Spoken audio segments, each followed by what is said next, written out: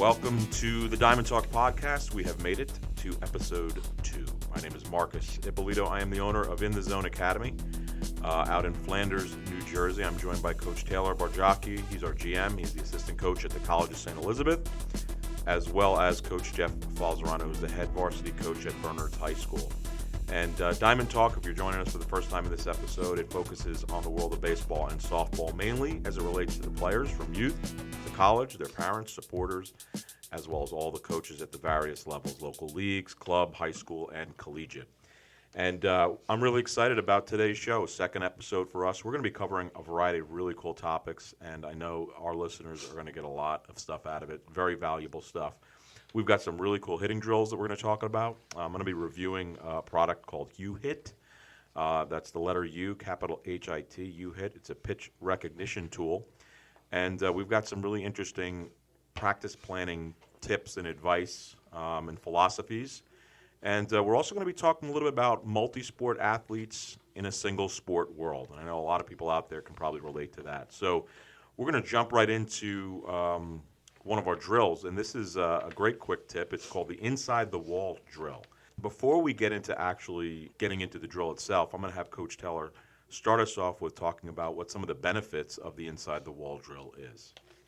So the inside the wall drill, it's a great drill for players who have long swings away from their body and are very rotational with their hand path. This drill teaches players to lead with the bottom hand and then follow with the top hand, which will give them that inside out or inside the baseball type feel. And this helps get on plane early and stay on plane longer. Two very, very important key aspects of hitting. Now, you mentioned long swing. And, I hear that a lot, and I know what it means. Coach Falzarano knows what it means. But for everybody out there, not everybody knows what it means, although you do hear it a lot. What does long swing mean? So there's two basic versions of it. So it's the most frequently used definition is just when the hands get away from the body. And in our game, the hands can get away from the body either outside, just meaning moving toward like the other batter's box, if you're a righty, moving toward the lefty batter's box position, or I call it getting lost behind you, meaning that your hands kind of disconnect from your body and they're just getting lost back by the catcher or the umpire. Got it. So as you get into the drill, another thing I know a lot of listeners are going to ask is, who's this for? Is this for a certain age group, that drill? Is it for baseball? Is it for just for softball? Is it for both? Who's getting into this one? Who's it going to help? This one can help baseball or softball, any age, as young as 6, 7 years old. Awesome. All the way up to college. We use it at the college level. Well, let's get into it. Talk to us about the inside the wall drill. So the first step, just instruct the hitter to take their bat, put the knob of their bat against their belly button, and put the other end of the bat up against the fence or a wall or a net, something along those lines. That's going to be your distance that you're going to use. This can be done with a tee or without. You can do it hitting a baseball or just dry swinging. Have the hitter get through their stance. And one of the more important purposes of this drill or things you can add to this drill is a visualization aspect. One of the things that, kind of seems to get lost with young kids especially is that they just swing, reset, swing, reset, swing. This one, it actually teaches them to slow the game down and slow their bodies down and just visualize that pitcher going through his windup or his or her windup. So you have them get into that stance. Imagine that pitcher's going to throw, and then they take their swing. And the first couple, you want to go a little bit more slow motion with it. You want them to lead with their bottom hand and keep their top hand up and back so that it doesn't interfere or make contact with the wall or the net. Like I said, it is to keep the hands close to the body where you're stronger, inside the baseball where you're shorter, without losing speed and put you on a good bat path. Yeah, like I said, lead with the bottom hand, and then the top hand can follow. Yeah, so basically whatever's in front of you, you're trying to prevent the end of that barrel from hitting it. And that's really what's going to shorten up your swing. It doesn't mean you have a short, tiny little swing. It just doesn't mean you're getting long and throwing your hands away into the other batter's box. Correct. That's the drill. The way I just outlined it is the way that you can do the drill if your hands are casting out toward, like I said, the other batter's box. Is a alternate style of the drill where you just have your back to the net, the back elbow touches the net, and that helps you then if the hands are getting lost, quote unquote, back by the catcher or the umpire. So that keeps the barrel high and doesn't allow the hands to get long and loopy before they get on plane. That's awesome. So what also, too, for everybody to know, we're actually going to be posting a video of this drill on our website, and we'll also post it on our social media channels. Our website is diamondtalkshow.com. And the handles that we're using for social media, pretty much on all of them, is Diamond Talk Show. So you can find that on Facebook, Instagram, Twitter, at Diamond Talk Show, and that's where you're going to catch this video there of today's drill. So that's good stuff. We're going to have another drill later in this episode, but we're going to jump right into some chatting here about practice planning. And I'm going to bring Coach Falzarano into the conversation on this one. And, this is, we talked a little bit last week about, being winter, early time of the year for teams. And depending on the part of the country that you're in, you may have already started practicing as a team for the upcoming season, but in most cases, you probably have not, or you're just about to. So it's really good time to talk about what the first practices and the first times getting together should look like and feel like for teams, and some of what those goals should be. And so, Coach Falzarano, what are your thoughts on some really effective practice planning strategies for coaches as they kind of hit the ground running with their first few practices? Well, a lot of what a coach does in accordance to the first practice of the season depend on a lot of things. Number of players you have in the program coming out for the team, whether or not you have cuts, how much space you have with which to work, the size of your gym or facility, whether you're indoors or outdoors, is certainly a huge piece. And up here in New Jersey, we're typically indoors early on. But no matter, you try to maximize your time and your space. You keep your kids involved, evaluate, set a tone for the season. Our program, and I think a lot of people do this, we begin with a dynamic warm-up that includes various athletic movements and baseball movements, prepares the body for the sport. Also see it as an important component, as a preventative measure, trying to avoid injury by the stretching and preparation that we do, and a preparative measure, repping those movements that aid in athletic and baseball performance. And I want to emphasize athletic there too, because it's not just baseball. Yeah. As you move into the baseball skill part, it's important to have flow, providing stations, position-specific drills, aid in efficiency and focus, but you need to have some transition that's pretty smooth from one to the other. The first day or 3 or 7, whatever it might be, though, depending upon your particular program, and every aspect of every drill needs to be taught. You need to take some time, slow things down a little bit early on, explain, model, and you really have to think that through in accordance to the type of kids you have and how much time there is downtime, so to speak, where you're introducing those things. This part is essential. You want to make sure the movements are replicated, game movements, things you can use in a game, as well as ones that will not injure a player. You don't want a kid doing something incorrectly where he's going to get hurt or hurt his performance. And lastly, I think we can get more specific at some other time, with maybe another episode to talk about some of the specific drills. So I know in the last episode we had last week, we talked a lot about culture, chemistry. We even touched upon some practices that affect, initial team bonding.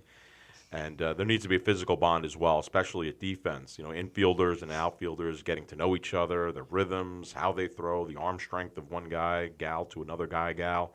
Is that just as simple as just getting a lot of reps together, or is there something more to that? Well, it can be.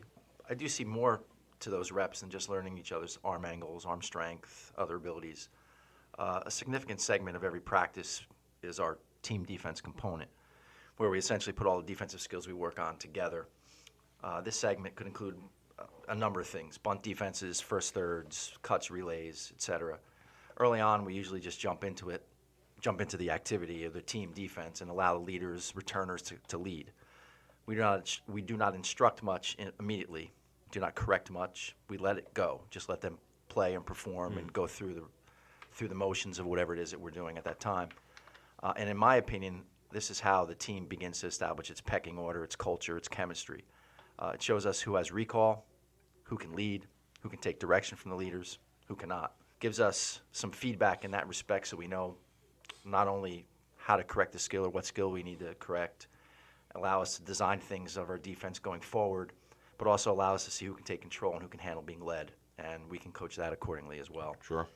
Now, I do try to set the tempo in some way in our daily meeting, which is brief. We have a little meeting after our dynamic stretch and base running. Usually it's just a motivational piece. It's a little rundown on what we're going to do that day in practice. We do kind of let them kind of bring that motivational aspect along themselves and lead themselves. Often when our team defense is done outside, we try to keep the flow of practice moving while the coaches walk around. Gives us some time to instruct individuals or position groups and not actually yell or scream at the whole group and give directions for everybody, but just to tweak a few things here or there. And I really don't want to downplay the total team instruction piece because I think it's an important part. And I think a coach's role is important in guiding culture. Right. But I also think that you got to learn your team a little bit and you see how your team functions on its own with little interruption. And then that gives you an opportunity to address that either at the end of practice or the following day in your little brief meeting. Yeah. Yeah, and I can imagine that seeing that early on is certainly going to help you down the road further on, right? You have a better sense of who can be somewhat independent and autonomous in what they're doing and in terms of supporting the players around them as a player, so that there's probably times on the field you can leave certain players alone, right, so that you can focus your attention and energy elsewhere. Right, at future practice, and learning that in your first 2 or 3 sessions. Yeah, you also take those leaders and put them with the kids that really aren't as motivated or as hardworking, Yeah. and they typically pull those kids along because they want to continue to get better. Right. Forces those kids to get better. Sure. So, if you're planning effectively and you're following through, you have an opportunity, sort of like I was just talking about, to set your standard for practices early on and your work ethic right out of the gate. Aside from pulling those leaders in, and maybe that's going to be a big part of the answer, but is there anything else coaches can do to really set the high standard and the high bar out of the gate, practice 1 or 2? Yeah, I don't want to make this a cookie cutter model, right? We're all different. Each coach is different. Each coaching style is different. Each team is different. You need to try to get a feel for what your team is like and how that team handles things. So you're constantly evolving, in my opinion, as a coach, trying to figure out new systems, new things that work. And I don't try to mold people to fit a system, or I don't have the luxury to choose kids to fit my system. So we try to guide them to have faith in the system that we're using that suits them. And hopefully they understand and buy into the process of what you're doing and why. I'm really not sure that I set the bar as much, or a coach sets the bar as much as he or she guides the players to set the bar. I think the players are a big piece of that. So buying in is a huge piece. Part of helping them do that, though, isn't just me bringing energy or me practice planning. I mean, that piece is important, right? The mapping out of a practice plan and having good flow is important. But if you show them the value of the steps along the way, hopefully they'll take ownership over it. In our program, I hope to be gritty. I hope that that's what we instill in them, that we want to hustle, we want to work hard, we want to stay disciplined, we want to overcome adversity.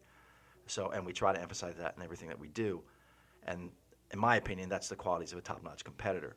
So we fill the time space as much as we can to keep them moving, force them to focus and think when fatigued, because I fully believe that a fatigued body sometimes affects the mind.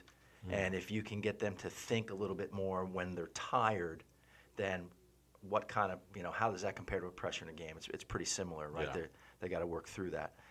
And then we try to challenge them. We push them outside of their comfort zones a little bit. Something as simple as an angle toss in one of your batting practice sessions where you're throwing to the outer third, and if they pull the ball, their session's done. They don't get to swing anymore. And kids, we all know, kids want to hit. That's it. That's they the wanna thing. hit. That's the thing they want to do.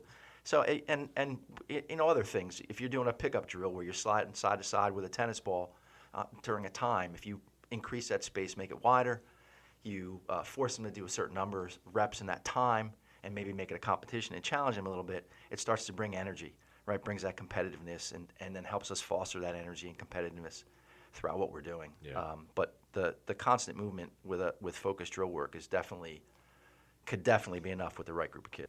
That's one of the for you parents out there and just younger players or just current high school athletes that are listening to this. Like, you really want to take what he just said right there, because that's one of the most the most sought after recruitable thing that you can do. Is college coaches are looking for guys who take ownership. They're looking for leaders, and they're looking for guys who can overcome adversity. So if you show that in practice that you're able to do that, it's going to translate in the game for you, and it does get noticed. That's building a college program. That's one thing you look for in kids is, can they A, handle the failure, B, overcome adversity, but are they able to go that extra mile and just take the ownership and just go about their business? That's good stuff. It's, again, depending on the part of the country that you're in, and I think the majority of listeners out there are somewhere where they're just starting or maybe even a few weeks from starting. A lot of really good things to think about there. So let's move on to, we're going to do a little product review right now.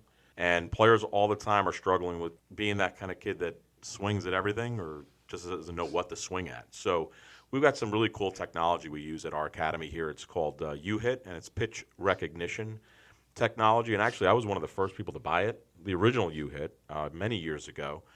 Since then, we've continued to use it. We use it regularly in some of our practices. We have a whole station that's set up for it, and I'm going to just talk a little bit about the product. This is, and I'm going to say it later in my little segment here, but this is not a paid review.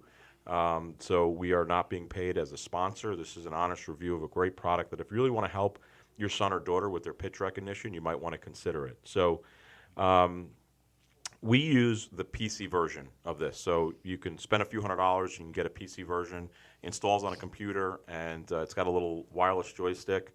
And then there's also an app for it as well. So there's with Apple and with Android devices, you can do it right on a phone or a tablet.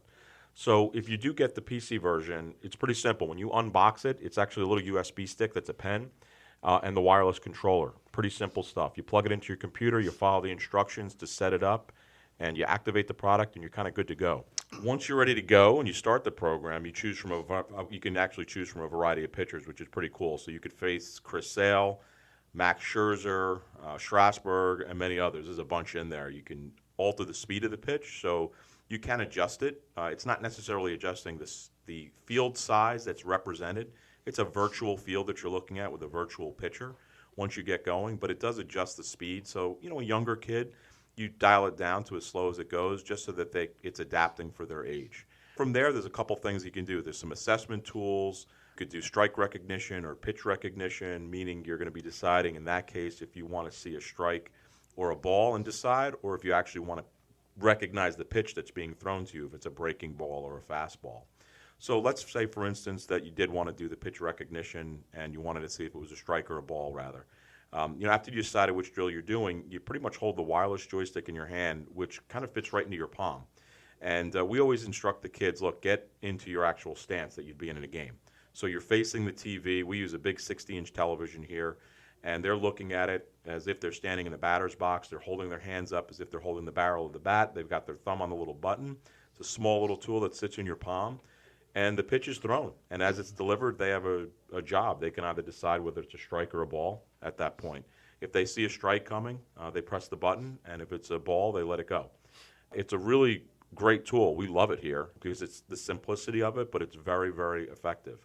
And the fact that we try to put players in their stance is actually a big deal. I think a lot of kids, when we first had this a few years ago, they would stand there square, staring at the pitcher, which is completely unrealistic. They're not going to do that in a game.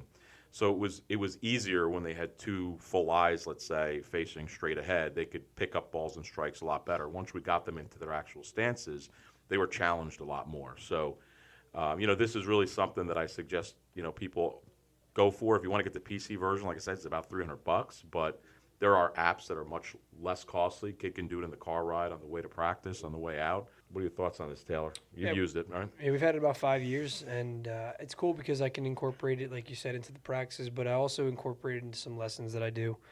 In the old facility, it used to be set up right next to my cage. Now we have a special spot for it upstairs. It's kind of secluded. It's away from everybody, so it's a good opportunity for kids to kind of really just focus in on what they're doing. But yeah, I'd do a lesson with a kid, and I'd say, all right, your lesson's over. I want you to go over to the TV, and I want you to do 3 sets of 20. It's not just, the cool thing about it is it's not for just the little guys. It's for professional teams where they can speed it up or they can slow it down. Collegiate teams use it. Penn State, Cincinnati Reds are using it. But what I also really liked about this piece is that it is a smart device, meaning that if a kid is doing really well and it's almost too easy for them, the machine itself adapts and makes it harder. Yeah, and like I said, whether you get the PC setup or the app, we highly recommend this. Either one is still going to have value, even if they're using the app and they're staring straight on. It's still understanding the strike zone, understanding what a fastball looks like versus a breaking pitch. This thing is very realistic. They've done a lot of work on the back end to develop a product that's incredibly effective and very true to life. We're going to have a link on our website, and also will be in the social media as well. All right, so we're moving on to a next little segment here, which is definitely one that I know a lot of people like talking about, and it comes up a lot in families all around the world, and it is about being a multi-sport player in what is becoming a single sport world. And I'll never forget, a few years ago, my son Michael and I, we were sitting and watching the end of a Yankee game. And, it was post-game, so they were interviewing a player. It was Mark Teixeira at the time. Most people should know who he is, a former first baseman with the Yankees. And I don't really recall why the topic came up, especially in a post-game interview, but something obviously happened where they were talking about athleticism. And he started to talk about he played a variety of sports as a kid, and I think at some point he said he played upwards of 6 sports growing up, and he connected all of that to what made him a great baseball player. And we've got so many players on our club teams here, and I know club teams everywhere that are playing basketball in the winter, maybe they're running track in the fall, or they're doing swimming in the summer. And quite honestly, in all cases, it's been a positive thing, and we encourage players to be doing that. Yeah, absolutely. It's I think it's very important, especially just growing up and being a multi-sport athlete as a player. It's depending on the different sports. Like in this example, I have soccer is more of a distance type running type of deal, and it's a good way to build endurance. It's a good way to build leg strength. It's a good way to listen, at the end of the day, it's a great way to meet other kids and do other things and talk to different people. And there's a whole bunch of different really good advantages to not only from the athletic aspect of it, but the social aspect of it for kids as well. Because at the end of the day, these kids are they're kids, and the more people you can expose them to, hopefully good influences, the better off. And like I said, just from an athletic standpoint, it'll teach you different sports teach you different things. Lateral movement more so in basketball. Soccer, like I said, it's more of that long distance dynamic. It's more of that building up your tolerance to whether it's just running or if it's just other stuff. We just saw the Super Bowl MVP, right? Patrick Mahomes, Yep. Multi-sport athlete, point guard, I think, in basketball. Also a pitcher and middle infielder in baseball. Got drafted, right? Yeah, he got drafted, and his arm angles were pretty interesting. Looked like a shortstop. Guys like Russell Wilson too, just Yeah. another guy that's gotten drafted. Absolutely, and the ability to alter their arm angles makes it much tougher for somebody to block a pass as he's making a play. So I think that's an important piece. I also like the fact that it teaches kids to compete and handle pressure. That you have an opportunity to be in another sport and be in a pressure-packed situation, whether you're defending a penalty kick or making that penalty kick, or you're on the foul line to win a game. There's a variety of instances that this stuff occurs. That's the kid you want up with that ice in his veins in the 7th inning with the tying or winning run at second and 2 outs, facing a pretty top-notch guy. So I think it's a huge piece to have the opportunity to experience that competitive stuff and that really pressurized moments. Yeah. And look, baseball is known as a thinking man's sport, right? But strategizing comes up in every sport as far as I'm concerned, and knowing your opponent. Planning ahead, it's critical for any player, anytime, any situation. I tell kids so many times when we're training them here that baseball is a game of waiting and planning. It is, one of those sports where a lot of your time is spent not doing something, and you have to be prepared for that. But the more in tune a player is, the more valuable an asset they are. So, use soccer as an example from the physical standpoint. Well, there's a big mental side to the game of soccer. You think if you're a defender, you have to sit back and you have to watch the field of play ahead of you. You have to assess it. You have to prepare to be in the right place at the right time. And that is really no different than an outfielder. He's got a runner on second. You've got the big hitter up at the plate. I'm going to expect that player to make an adjustment, know where they have to be pre-pitch, and know where they have to go when the ball comes to them. And they need to be prepared to execute. But I also think there's some disadvantages to being a multi-sport. Don't get me wrong. I am a proponent of being a multi-sport athlete because, like I said, like we all said, it helps to help develop other parts of your athletic career. But from the standpoint of there's that very, very old saying, jack of all trades, master of none. How can you expect to get good or even excel at a certain sport if you're constantly splitting time between 3 or 4 or 5, or in Mark Teixeira's case, 6 different sports? Now, albeit they're probably not at the same time. You're playing football in the fall, or if you're playing baseball in the spring, or soccer you're playing indoor soccer in the winter, or something along those lines. But I definitely think that it does hinder a player's ability to unlock their full potential. There's so much going on, and this kid is constantly being brought to soccer and to basketball and to baseball and to football and to ice hockey or whatever. Not only that, but then definitely a disadvantage of it is it can potentially hurt your your social circles. There's so many different kids, and you just never get close to any of them because you spend so little time with so many different people. So there's a whole bunch of different disadvantages, I think. But overall, I think the inability to unlock your full potential in a particular thing. So definitely understand, people why they do it, but just be cautious. Yeah. I mean, look, I definitely agree. There's challenges here in the way club sports have developed now, be it baseball, softball, soccer. There are more and more players that are spending, all their time on one sport at earlier ages. So the challenge to the multi-sport minded folks is that those kids and parents are starting to not believe that they can or should do it. So they're worried that other kids are going to be better at that particular sport, that they're making a single sport, and get more opportunities because they're around it more.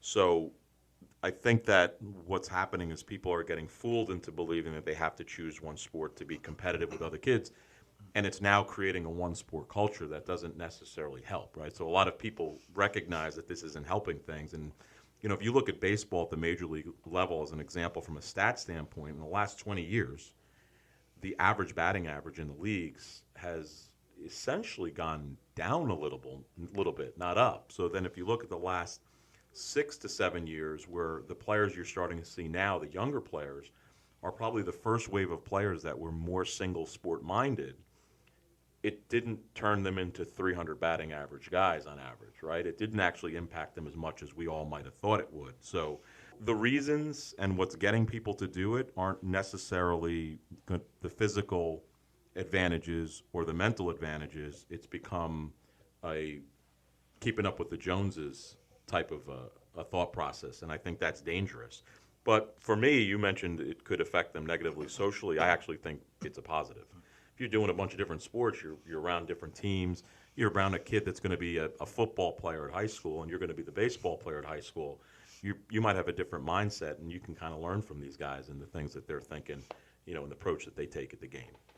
Well, I think that, there's a lot of things in what we just said, what the two of you just said.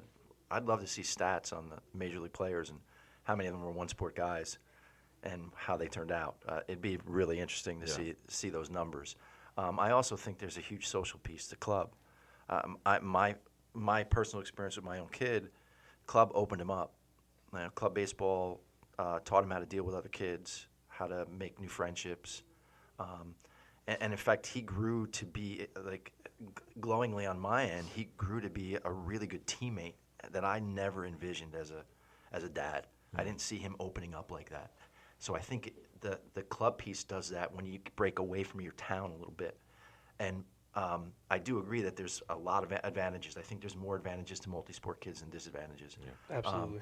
I do also see a juggling act at times with kids who are trying to juggle their academics along with their particular teams and make that work.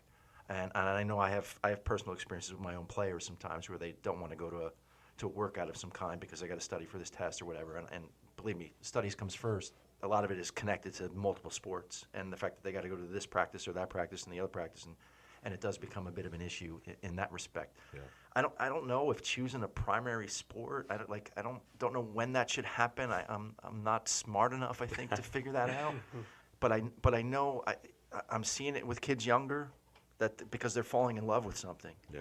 And we all know that it's hard to change. It's hard to correct the head when the heart is really into it. Sure. So you're going to go with it a little bit. Yeah, agreed. And you want to support and encourage that type of passion about something. And you mentioned being in a situation where you have multiple practices and this and that. And we were talking about it with different sports. Well, another challenge that we hear a lot is you've got this kid that plays on a club team, a town team, and a middle school team, all in the same month and a half period of time, right? So that's a lot to do in a season. But you know what?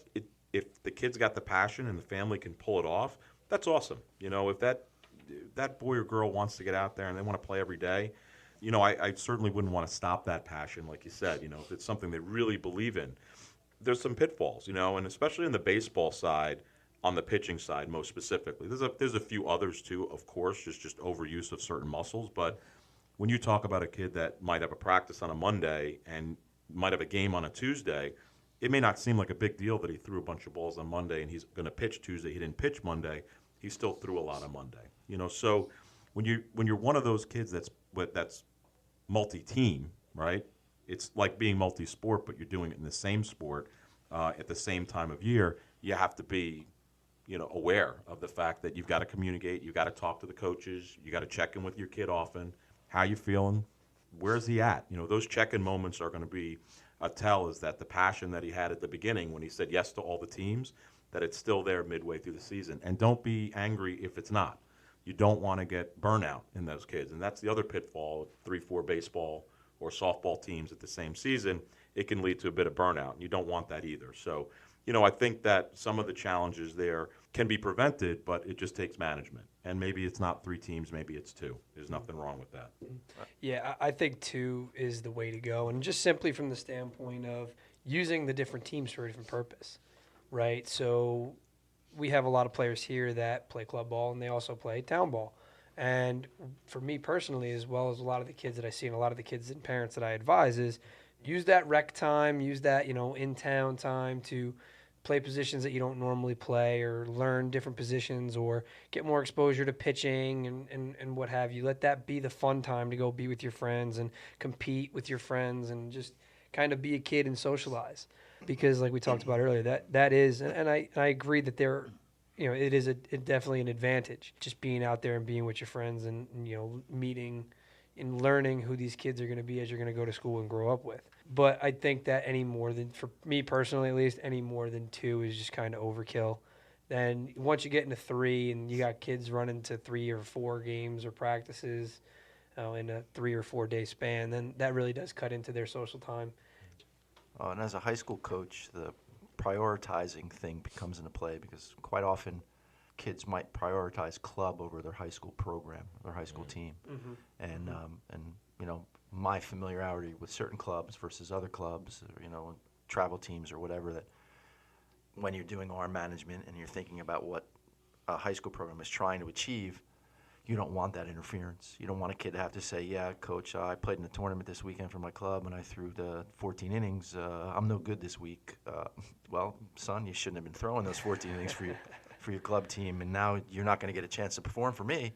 Yeah. So you might be stuck there on that bench for a little while. We still follow and it's becoming a little bit old school mindset that the high school season is sacred ground. Mm-hmm. Parents ask us all the time, spring, we say no, you go play with your high school in the spring and we'll see you when you're done, and for a variety of reasons, but that more and more becoming the most important reason, the health of these kids. And even when I was coaching I coached the local middle school team here. That was one of the things that I constantly, even for them, I put that first. I said, it can go both ways, and I was very often getting that. I played in a tournament this weekend. That's not why would you do that? I'm going to give you the benefit of the doubt here. I'm going to give you an opportunity here, and yeah, it's just middle school, but it's an opportunity for them to get prepared for high school baseball. Sure.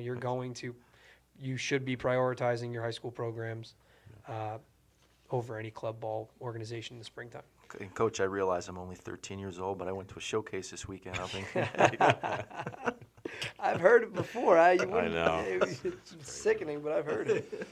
All right, so let's get into another quick tip, another great drill for everybody out there. This is what we call the top hand connection drill. And Coach Jeff, before you get into the drill, why don't you do us a favor and tell us why somebody would need this drill, the benefits, if it applies to all ages, baseball, softball. The floor is yours. Well, some of the similarities to the drill we spoke of earlier today, with the idea of keeping your hands inside the baseball, not letting them get away from you, improving your bat path, improving your bat speed. We don't want that casting aspect that's going to take away from power and bat speed, and make it difficult for you to get to the ball. So basically, the drill's more rotational in nature, and we learn how to get that rotational power and that rotational structure of our swing with this. So when we get our player into a stance, in his or her stance, they rest the bat on the backside of their back shoulder, essentially on the below the shoulder blade, and we use the part above the grip up. So right, we want to make sure it's not the end of the bat, Yeah, right? It's sure. just above the grip up below that shoulder. So for a righty on that right shoulder and a lefty below that left shoulder. We then instruct the hitter to go through the process of loading stride and getting to their launch hip and back hip rotation position. And a couple ways that you can do this. You can dry swing this. We could wide stance it instead of having them actually stride into it. But the idea here is to keep that barrel tight to that back shoulder and work on that rotation a little bit before they actually take their swing. So they can even rotate like they're going to take the swing, reset, and then go after it a little bit, making sure that that bat stays connected. Sure. I mean, that's great. And this sounds like the drill that anybody can do at home. This time of year, depending on where you are, that may be your only opportunity to put a little extra work in. Hey, so that's going to be a wrap for this week's episode of Diamond Talk. On behalf of Coach Falzarano, Coach Taylor, we are real thankful that you tuned in. And don't forget to follow us on social channels. We're at Diamond Talk Show. So that's Facebook, Instagram, Twitter, and online at diamondtalkshow.com. The videos for the quick tips mentioned today, as well as a link to UHIT, will come shortly online after the episode goes live. So once again, thanks for tuning in. Look out for our next episode, and we'll see you on the diamond.